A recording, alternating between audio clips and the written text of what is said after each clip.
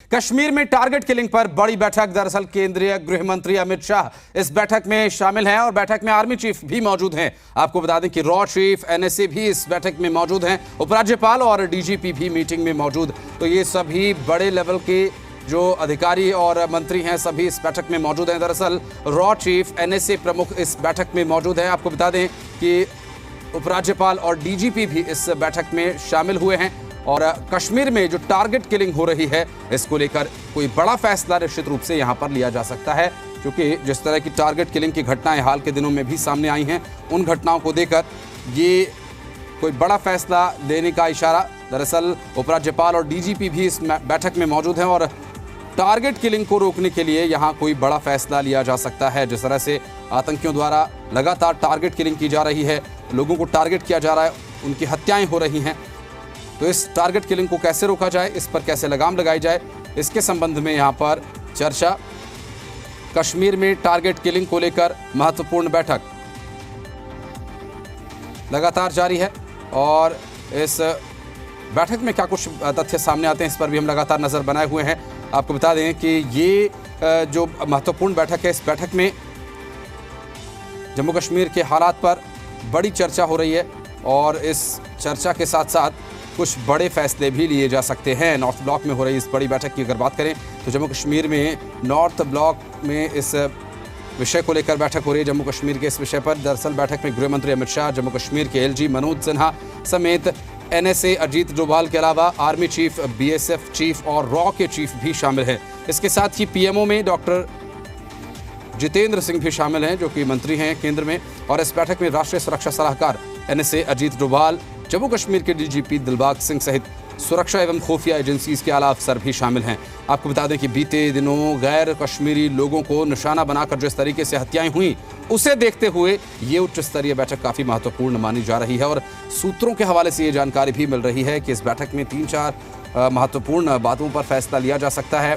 दरअसल ये सरकार कश्मीरी हिंदुओं की सुरक्षा को लेकर बड़ा फैसला ले सकती है, क्योंकि इस बैठक में केंद्रीय मंत्री जितेंद्र सिंह मौजूद है, गृह मंत्री अमित शाह मौजूद हैं और आतंकी घटनाओं में टारगेट किलिंग में किस तरह से कमी लाई जाए, किसे टारगेट किया जा रहा है, इस बारे में पहले से सुनिश्चितता हो और इन्हें पहले ही रोका जा सके। इसके अलावा अमरनाथ यात्रा भी शुरू होने वाली है, तो इसको लेकर भी सुरक्षा पर कोई फैसला लिया जा सकता है। कुल मिलाकर जो ये महत्वपूर्ण बैठक है, इस बैठक में मनोज सिन्हा, दिलबाग सिंह, सुरक्षा एजेंसीज के जो प्रमुख हैं, गृह मंत्री हैं, एनएसए हैं, सभी इन सभी विषयों को लेकर चर्चा करेंगे और टेरर पर अटैक की तैयारी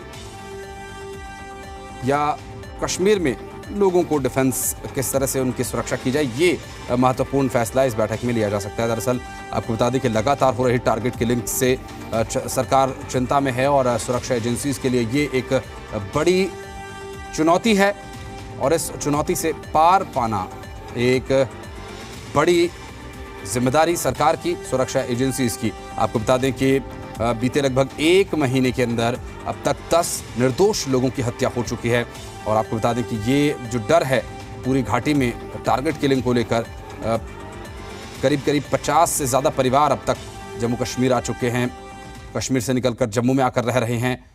इन सभी विषयों को लेकर बैठक जारी है।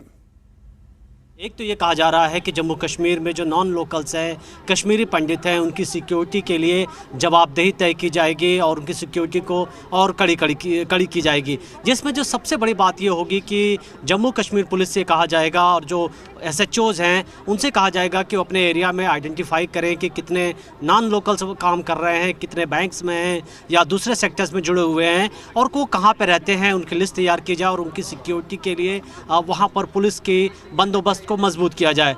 दूसरी बड़ी बात है कि पैरामिलिट्री फोर्सेस की संख्या बढ़ाई जाएगी। 400 के करीब कंपनियों को तैनात किए जाने के बारे में प्लानिंग चल रही है। 200 कंपनियां ऑलरेडी पैरामिलिट्री फोर्सेस की वहां पहुंच चुकी हैं और कुछ दिनों के अंदर 200 कंपनियां और तैनात होंगी। आर्मी चीफ जो कि मीटिंग में हैं, आर्मी से कहा जाएगा और बीएसएफ के जो डीजी हैं पंकज सिंह, उन दोनों से गृह मंत्री अमित शाह ये कह सकते हैं कि पाकिस्तान से और इंटरनेशनल बॉर्डर पर जिस तरीके से ड्रोन्स के जरिए वेपन्स की सप्लाई हो रही है, स्टिकी बम्स की की सप्लाई की जा रही है और टेररिस्टों के प्रेजेंस देखे जा रहे हैं, तो ये इंश्योर किया जाए कि किसी तरीके की कोई घुसपैठ या ड्रोन्स की जो एक्टिविटी हो रही है उसको न्यूट्रलाइज किया जा सके, उसको मिनिमाइज किया जा सके। चौथी जो सबसे बड़ी बात है कि पिछले कुछ महीनों के अंदर जम्मू कश्मीर में लोकल रिक्रूटमेंट जो है वो बढ़ाने की कोशिश हो रही है, कुछ बड़े हैं। टीआरएफ जैसा जो प्रॉक्सी लश्कर ग्रुप है वो उसको मजबूत कर रही है पाकिस्तान।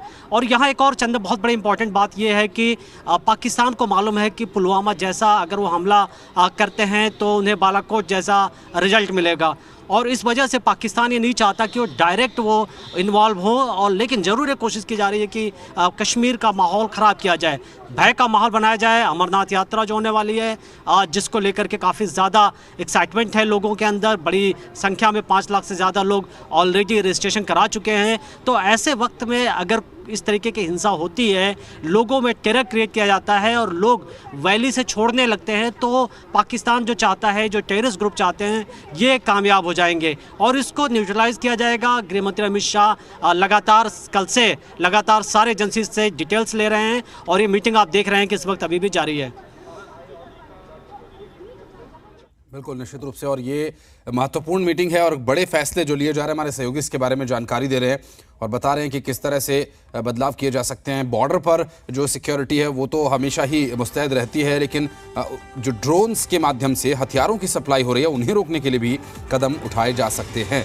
आगे क्या कुछ बैठक में जो फैसले हैं उनकी इम्प्लीमेंटेशन हो सकती है और कितनी देर और ये लगभग बैठक चलेगी, क्या और तथ्य हैं, इस पर भी लगातार जानकारी आप तक हम पहुँचाएंगे।